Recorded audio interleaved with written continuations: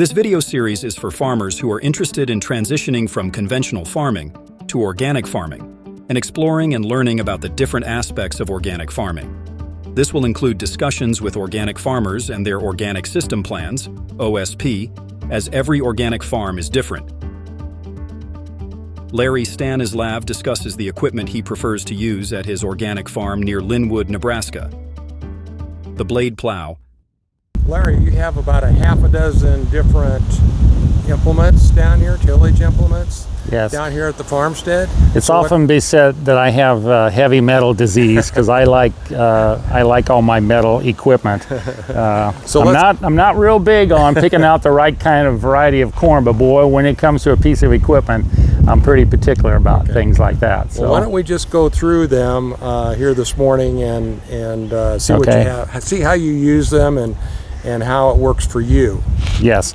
Now this is a blade plow here, a V plow. I think another term was a noble plow.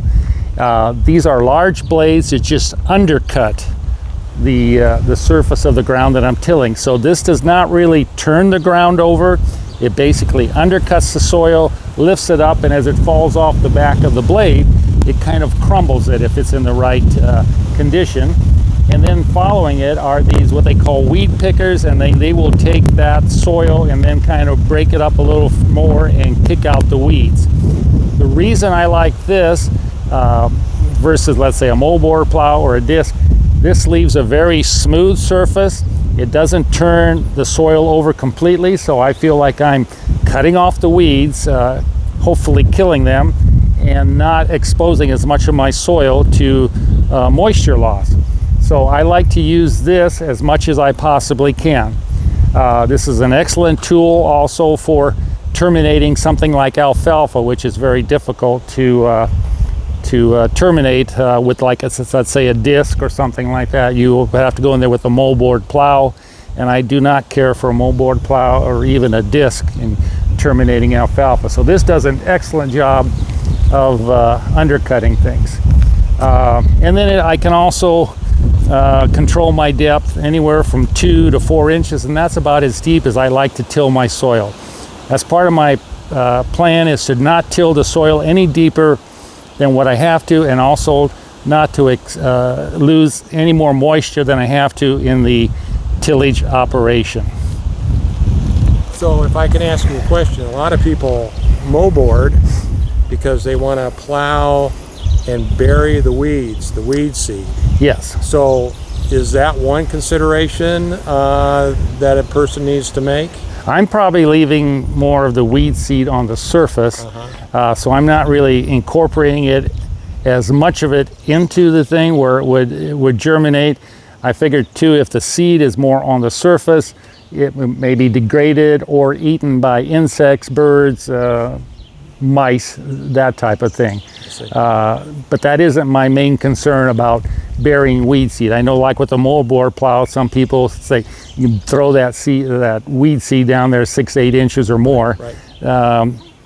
Yes, maybe that might help in some situations, but I feel the expense and what you're doing to the soil structure, turning the soil over that deeply, I don't know that. Yeah. Degrades it, yes. So you're also bringing up anaerobic versus aerobic microorganisms that you're putting them in different stratospheres. Yeah, and this is a great tool. Yeah. What kind of horsepower do you need?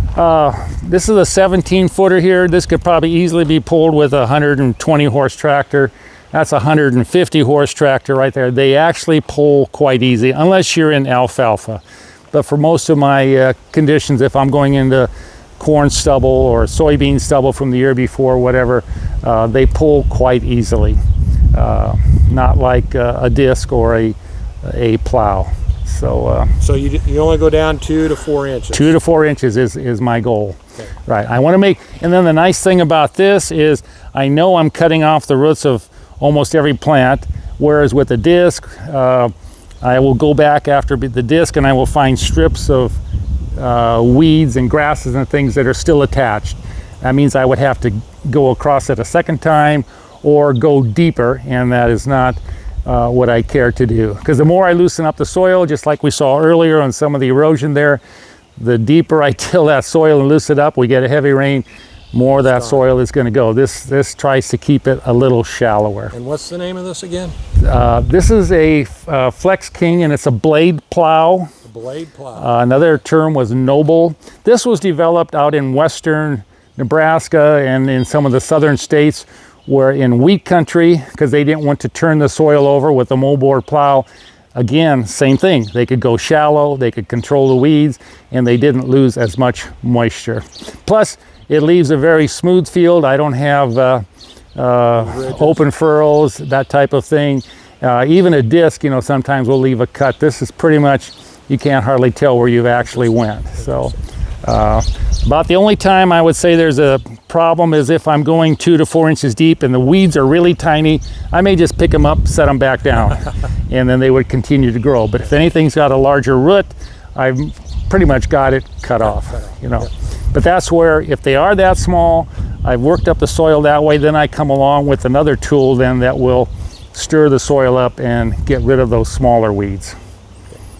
See, here's the leading edge. So this is where your depth is going to be cut. As the soil is cut, it's lifted up and it kind of falls off the back. So how should I put it? Like if you were cutting sod, you know, for a lawn, you would undercut it with something like this, but you could just pick up the sod then roll it away. Well, as the soil is being cut and the weed roots are being cut off, they're lifted up, and as it falls over the backside here, it's not staying in a mat, it's actually breaking, crumbling it, as I call it. It's not turning it over like a disc would. So that's part of the reason why it doesn't open up the soil as much and you lose as much moisture, and hopefully you're cutting off the roots of the weeds. And then you'll come along with these, they call them weed pickers. Those fingers are going in the soil and they're taking that crumbled soil here and stirring it around a little bit, hopefully knocking out some of those smaller weeds.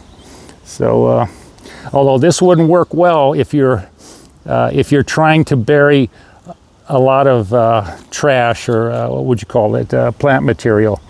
No, this has to be done when things are smaller or won't give you problems with the trash. Because if you're cutting, you know, stuff that's this tall, it's probably going to plug up in your trash whippers back here. Funding for this video was provided by the Transition to Organic Partnership Program and produced by Organic Crop Improvement Association, OCIA, Nebraska, chapter members.